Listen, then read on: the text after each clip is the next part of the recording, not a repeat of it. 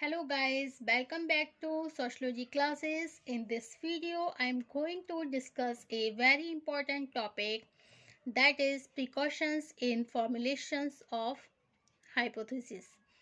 Okay, so without wasting much time in discussion, we should start this video, precautions in formulations of hypothesis. Okay, first है आपका एम्पायरिकली testable, second एम्पायरिकली testable अनुभव सिद्ध जांच के योग्य। Okay, first क्या है? अनुभव सिद्ध जांच के योग्य। सेकेंड है विशिष्टता, स्पेसिफिकनेस।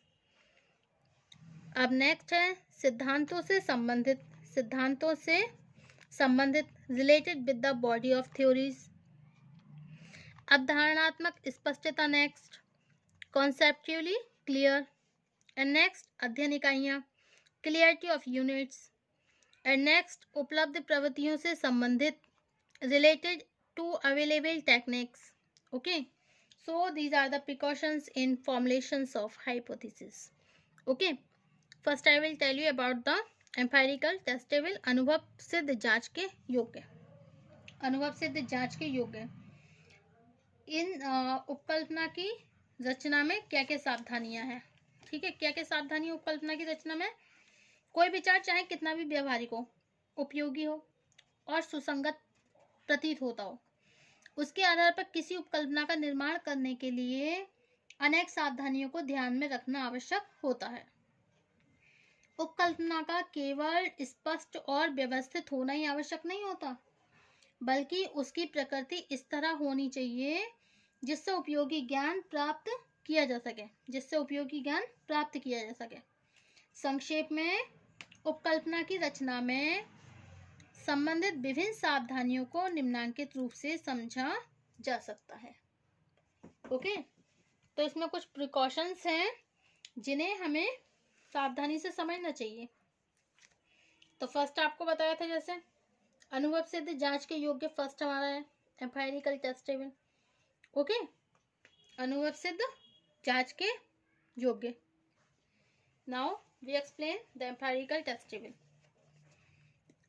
अध्ययन विषय से संबंधित उपकल्पना की रचना इस तरह करना आवश्यक है जिससे आनुभाविक आधार पर एकत्रित किए गए तथ्यों के द्वारा उसकी सत्यता की जांच की जा सके। यदि उपकल्पना इस तरह की होती है जिससे संबंधित तथ्यों को अवलोकन, तर्क अथवा प्राथमिक तथ्यों के आधार पर सत्यापित ना किया जा सके, तो उसका उपयोग नहीं होता। ठीक है, उसका कोई उपयोग ही नहीं होता। उदाहरण के लिए, यदि हम यह उपकल्पना बना लें कि बुरे माता पिता की संतानें बुरी होती हैं, ना तो बुरे और अच्छे शब्द को परिभाषित किया जा सकता है और ना ही इस उपकल्पना को सही या गलत सिद्ध करने के लिए आनुभाविक तथ्य प्राप्त किए जा सकते हैं। ओके, अब नेक्स्ट है आपका अवधारणात्मक स्पष्टता, कॉन्सेप्चुअली क्लियर। अवधारणात्मक स्पष्टता। ओके, उपकल्पना में जिन शब्दों का प्रयोग किया जाए उनका अवधारणात्मक रूप से स्पष्ट होना बहुत आवश्यक होता है। भ्रामक शब्दों के उपयोग से उपकल्पना भी दोषपूर्ण बन जाती है।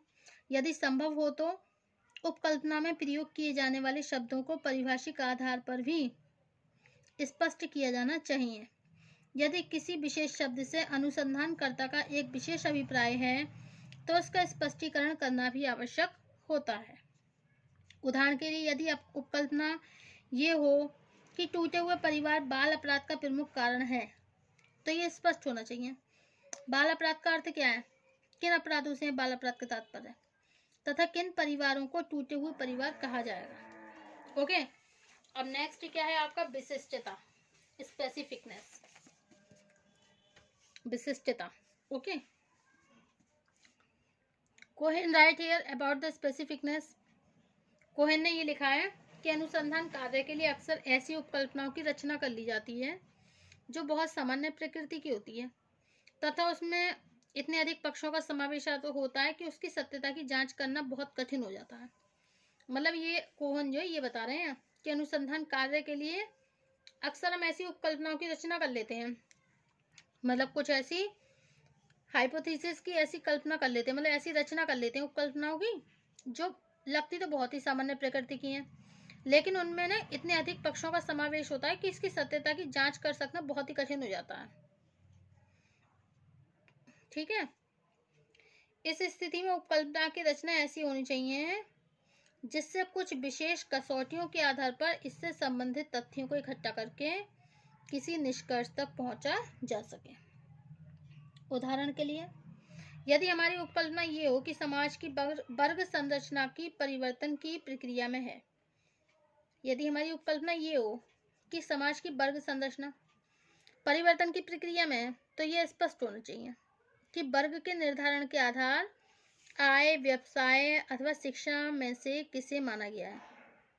ओके, अब नेक्स्ट है सिद्धांतों से संबंधित। सिद्धांतों से संबंधित, related with the body of the theories. Okay, related with the body of the theories. Related with the body of the theories के बारे में गुडे तथा हार्ट ने क्या लिखा है? यदि उपकल्पना पर आधारित निष्कर्ष के द्वारा किसी सिद्धांत का मूल्यांकन न हो सके तो ऐसा अध्ययन केवल एक सर्वेक्षण रह जाता है। किसी उपकल्पना को कल्पनात्मक विचारों से दूर रखने के लिए उसका सिद्धांतों से संबंधित होना आवश्यक है। इससे हम इस बारे में भी सजग रहते हैं कि हमें कौन सी जानकारी प्राप्त करना है, किस तरह के विभिन्न सह संबंधों के द्वारा हम कुछ नियमों को स्पष्ट कर सकते हैं। ओके,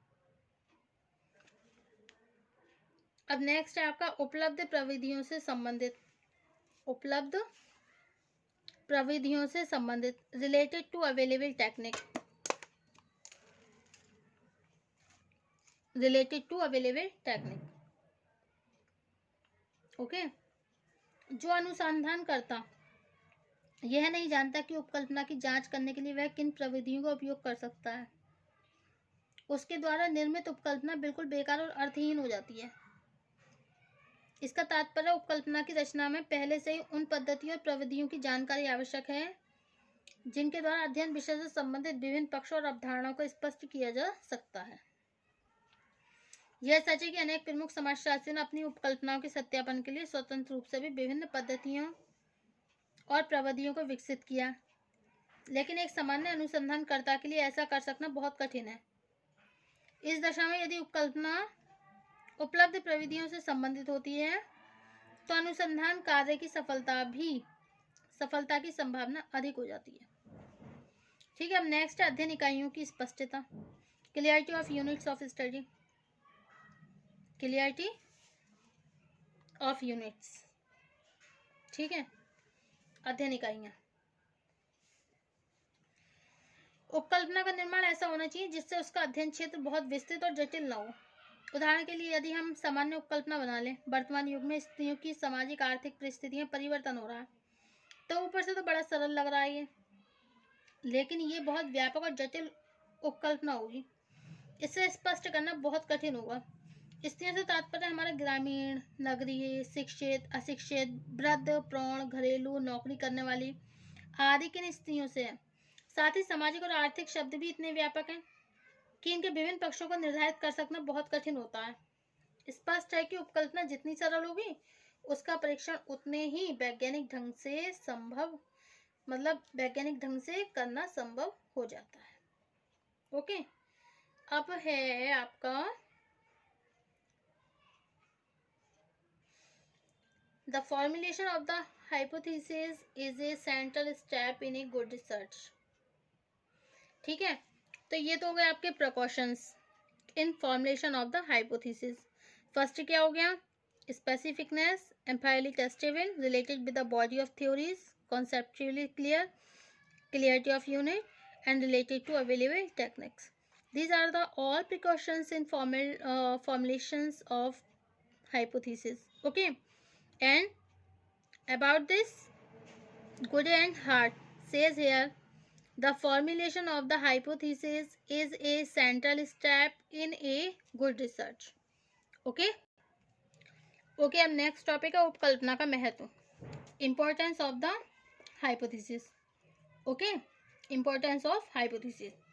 देखिए, जहोदा और Cook says about the importance of the hypothesis. Jahoda और कुक कहते हैं कि उपकल्पनाओं का निर्माण तथा सत्यापन करना ही वैज्ञानिक अध्ययन का प्रमुख उद्देश्य होता है। वास्तविकता यह, कोई भी सामाजिक अनुसंधान उपकल्पना के अभाव में व्यवस्थित नहीं किया जा सकता। उपकल्पना एक प्रकार का लाइट हाउस है जो अध्ययनकर्ता को दिशा निर्देश देता है तथा उसे व्यर्थ की सूचनाओं के संग्रह से रोकता है। ओके, इस प्रकार विभिन्न क्षेत्रों में उपकल्पना के महत्व अथवा कार्यों को निम्नांकित रूप से समझा जा ओके इस प्रकार विभिन्न क्षेत्रों में उपकल्पना के महत्व कार्यों को निम्नांकित रूप से समझा जा सकता है। फर्स्ट क्या है आपका, अध्ययन की दिशा का निर्धारण। ओके, सेकंड है अध्ययन क्षेत्र को सीमित करने में सहायक। थर्ड, उपयोगी तथ्यों के संकलन में सहायक। फोर्थ है तर्क संगत निष्कर्षों में सहायक। फिफ्थ, सिद्धांतों के निर्माण में योगदान। ओके, तो ये आपके क्या है, ये 5 इंपॉर्टेंस ऑफ द हाइपोथेसिस। अध्ययन की दिशा का निर्धारण मतलब providing right direction to the study. Okay, second, अध्ययन क्षेत्र को सीमित करने में सहायक, helpful in delimiting the field. And उपयोगी तथ्यों के संकलन में सहायक। Third, helpful in the collecting relevant data. And fourth, तर्कसंगत निष्कर्षों में सहायक, helpful in getting logical conclusion. And fifth, सिद्धांतों के निर्माण में योगदान, contribution in the constructions of theories. Okay, these are the importance of the hypothesis, and the formulation and the verification of the hypothesis is the object of the scientific inquiry by Zahoda and Cook। जहोदा और cook ने क्या कहा है कि उपकल्पनाओं का निर्माण तथा सत्यापन करना ही वैज्ञानिक अध्ययन का प्रमुख उद्देश्य होता है। Thank you for watching my YouTube channel.